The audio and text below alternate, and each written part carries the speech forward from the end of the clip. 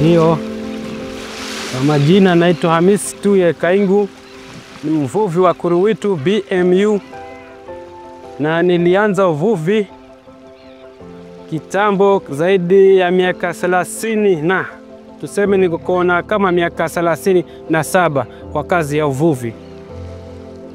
Na kazi hii imenisaidia sana kulea watoto wangu, jamii, kwa sababu samaki nikipata huuzia jamii na jamii na hupata faida kulingana na mapato ya baharini. Zamani yake ilikuwa ni mzuri zaidi kuliko wakati huu. Zamani mapato yalikuwa mengi, ukienda unatumia muda kidogo unatoka nje. Lakini saa hizi mapato yamekuwa kidogo, muda unatumia mwingi ndani ya maji, ambapo mapato pia yamekuwa kidogo. Kwa hivyo kawaida ya mvuvi huwa ni masaa 2, masaa 3, lakini saa zingine unaenda mpaka masaa 5 kwa kutafuta riziki.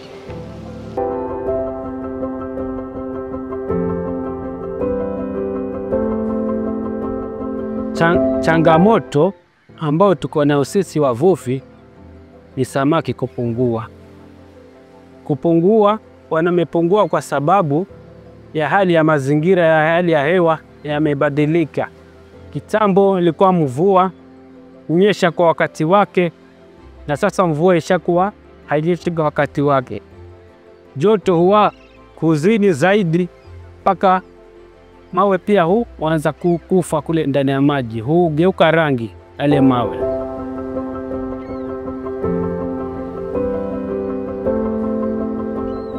Katika uvuvi ule wa kitambo ulikuwa mzuri zaidi. Uvuvi wa malema, ulikuwa kuna uvuvi wa malema, uvuvi wa uzio, uvuvi wa bunduki, uvuvi ziko hizo, na uvuvi wa konjo wa kuangalia pweza.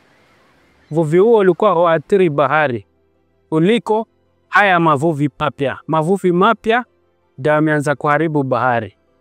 Mfano, uvuvi wa nyavu za kuzika, monofilament, pia huzikwa kule chini na wavuvi, alafu huvunja corals, na wavuvi wale huwa wana target lobster. Ilikuwa hauko kitambo. Nyavu za kuzika zimeathiri bahari, kwa sababu ukizika nyavu kwenye coral, uende ikashika nyavu yako kwenye coral, utaiacha hapo. Na nyavu hiyo ya mshipi ikibakia pale, kuoza kwake kuoza huwa inachukua miaka 600 ile nyavu ndio ioze. Kwa hivyo ina maana kuwa itaendelea kushika samaki kila mara pale, ikushinda kutoa, alafu ikivunja coral pia huchukua miaka 10 inchi moja kumea. Kwa hivyo na coral huwa ni nyumba za samaki. Kwa hivyo hiyo inatuathiri sana, hiyo uzikaji wa nyavu hizi monofilament, na imetuathiri wavuvi. Alafu pia kuna uvuvi wengine wa hizi meli trola huja hapa, lakini tunashindwa kuzikabidhi kwa sababu ziko maji mengi, hatujui wanafanya nini. Meli hizo huja ikakaa miezi 2 kwa hapa kwa macho yetu tunaona hapo, hatujui inafanya nini. Kwa hivyo matokeo yetu tunaona samaki wanapungua kila siku. Samaki wanapungua kila siku. Kama sisi tuko na mambo yamekuwa mabaya sana, na husisha KWS, na husisha hawa Kenya Police hapa, wanakuja tu kusaidia hizo hali. Lakini mpaka ufanye kumfuata mtu na mambo yanaharibika, mpaka umechoka. So unaona huwa inakuwa vibaya zaidi.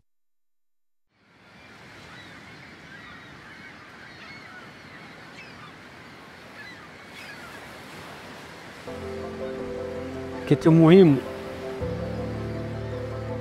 kwa upungufu wa samaki, ilikuwa inatakikana katika mikutano watu wahamasishwe, wajue wakifanya hiki ni kibaya, hiki ni kizuri.